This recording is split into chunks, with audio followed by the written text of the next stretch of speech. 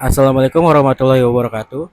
Selamat pagi teman-teman semua. Perkenalkan saya Miko Egi Satrus Derajat dari kelas 11 4. Hari ini saya akan mengajak teman-teman semua untuk jalan-jalan ke Museum Nasional dan Monumen Nasional menggunakan MRT Jakarta. Stay tune ya guys.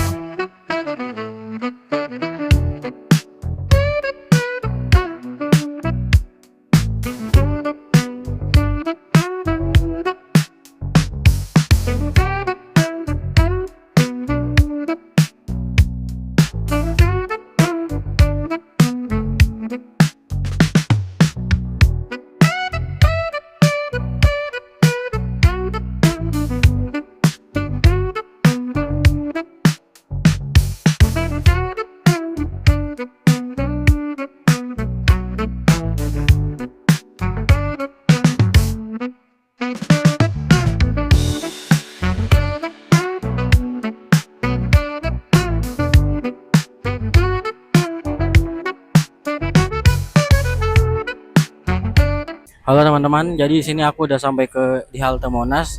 Tadi turun di Bundaran HI, stasiun MRT Bundaran HI, dan lanjut transfer ke TJ Koridor 1 di halte Bundaran HI. Dan selanjutnya aku bakal lanjut jalan ke Museum Nasional atau Museum Gajah.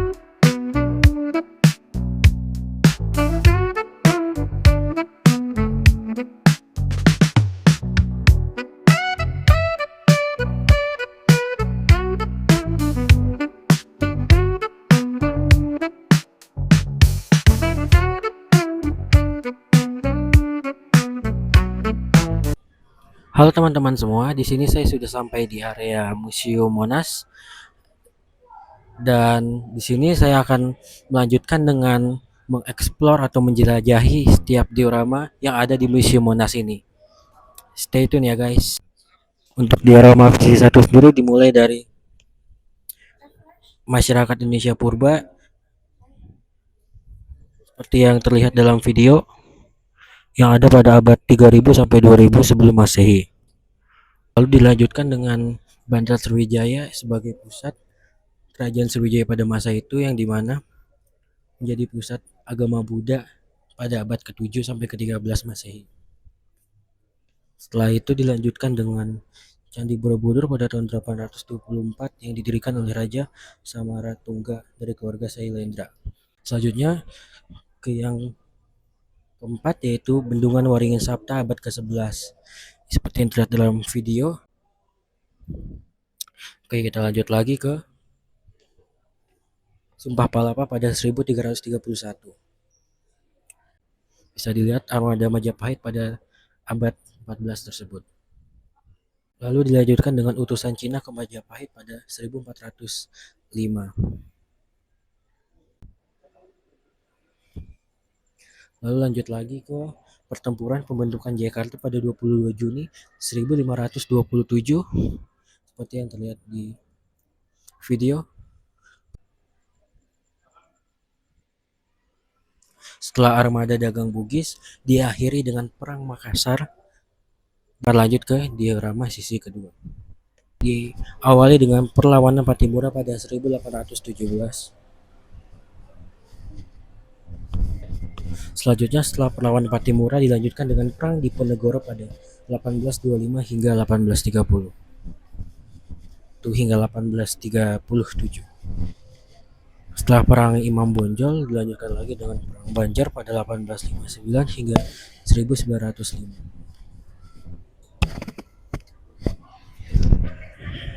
Oke, setelah Perang Banjar di sini ada Perang Aceh pada 1873 hingga 1904. Lalu setelah Perang Aceh di sini ada perlawanan Sisingamangaraja pada 1877 hingga 1907. Pertempuran Jagaraga pada 1848 hingga 1849. Yang paksa oleh Belanda pada 1830 hingga 1870.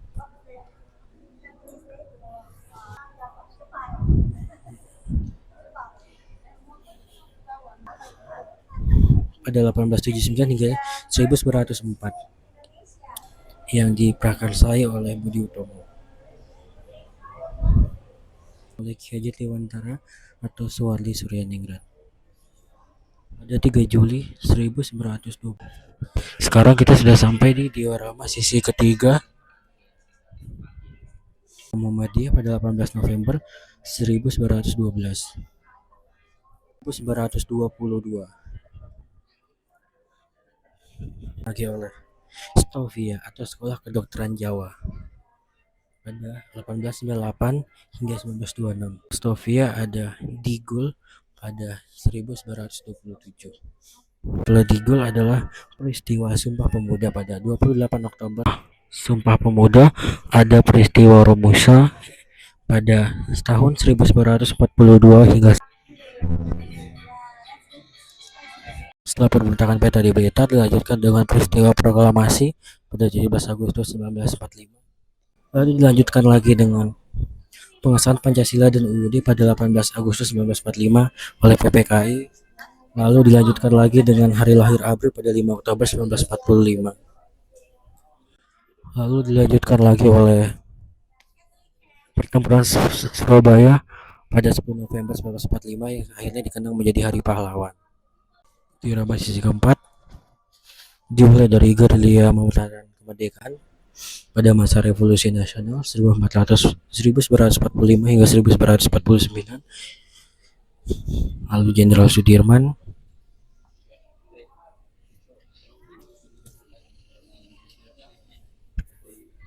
pengakuan kedaulatan Indonesia oleh Belanda pada 27 Desember 1949. Kembali ke kembali ke negara kesatuan setelah peristiwa RIS pada 1950.